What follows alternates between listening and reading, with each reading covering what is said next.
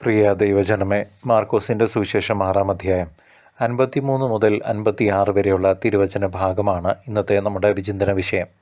ഗനേസറത്ത് തീരത്ത് യേശുവും ശിഷ്യന്മാരും വന്നിറങ്ങുമ്പോൾ അവിടുത്തെ തിരിച്ചറിഞ്ഞ ജനക്കൂട്ടം വലിയ പ്രതീക്ഷയോടെ അവിടുത്തെ ചുറ്റും കൂടുന്നതാണ് നാം ഇവിടെ കാണുക.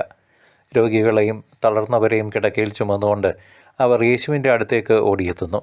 കമ്പോളങ്ങളിലും വീഥികളിലും വെച്ച് അവിടുത്തെ വസ്ത്രത്തിൻ്റെ തൊങ്ങലിലെങ്കിലും ഒന്ന് സ്പർശിക്കാൻ അവർ അനുവാദം ചോദിക്കുന്നു. കത്തോലിക്ക വിശ്വാസപ്രകാരം ഈ സ്പർശനം കേവലം ഭൗതികമായ ഒന്നല്ല, മറിച്ച് ക്രിസ്തുവിലുള്ള അചഞ്ചലമായ വിശ്വാസത്തിൻ്റെ ബാഹ്യ പ്രകടനമാണ്. നമ്മുടെ ജീവിതത്തിലെ ആത്മീയ രോഗങ്ങളിൽ നിന്നും പാപക്കറകളിൽ നിന്നും മോചനം നേടാൻ യേശുവിൻ്റെ സാന്നിധ്യത്തിലേക്ക് ഓടിയെടുക്കേണ്ടതിൻ്റെ ആവശ്യകത ഈ സുവിശേഷ ഭാഗം നമ്മെ ഓർമ്മിപ്പിക്കുന്നു. ഓരോ വിശുദ്ധ കുർബാനയിലും നാം യേശുവിനെ സ്വീകരിക്കുമ്പോൾ അവിടുത്തെ ദിവ്യമായ സ്പർശനം നമ്മുടെ ആത്മാവിനെ നവീകരിക്കുന്നുവെന്ന് നാം തിരിച്ചറിയണം. സഭയുടെ കൂദാശകളിലൂടെ, പ്രത്യേകിച്ച് രോഗി ലേപനത്തിലൂടെയും കുമ്പസാരത്തിലൂടെയും ക്രിസ്തു ഇന്നും തൻ്റെ ജനത്തെ സുഖപ്പെടുത്തുന്നത് തുടരുന്നു. അവിടുത്തെ വസ്ത്രത്തിൻ്റെ തൊങ്ങലിലെങ്കിലും സ്പർശിച്ചവർക്കെല്ലാം പൂർണ്ണ സൗഖ്യം ലഭിച്ചതുപോലെ വിശ്വാസത്തോടെ അവിടുത്തെ സമീപിക്കുന്ന നമുക്കും ആത്മീയവും ശാരീരികവുമായ വിടുതൽ ലഭിക്കും. പ്രിയ ദൈവജനമേ, ഈ വചനഭാഗം നമ്മെ ഒരു വലിയ തിരിച്ചറിവിലേക്ക് നയിക്കുന്നു.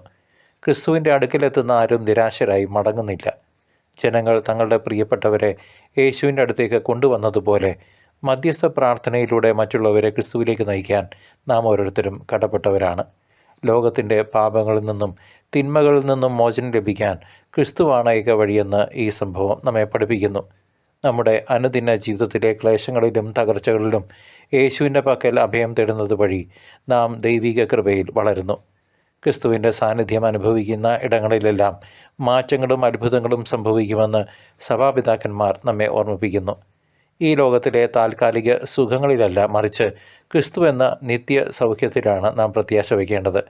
വചനത്തിലൂടെയും കൂദാശകളിലൂടെയും നമ്മിലേക്കൊഴുകുന്ന ദൈവിക ജീവൻ നമ്മെ വിശുദ്ധിയിലേക്ക് നയിക്കുന്നു.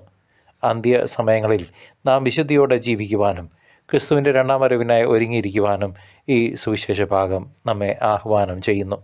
ദൈവകുഞ്ഞാടിൻ്റെ വിരുന്നിൽ പങ്കുചേരാൻ നമ്മുടെ ആത്മാവിനെ വിശ്വാസത്തിൻ്റെ സ്പർശനത്തിൽ ശുദ്ധീകരിക്കാം.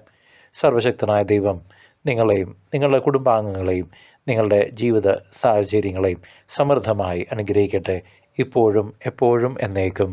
ആമേൻ.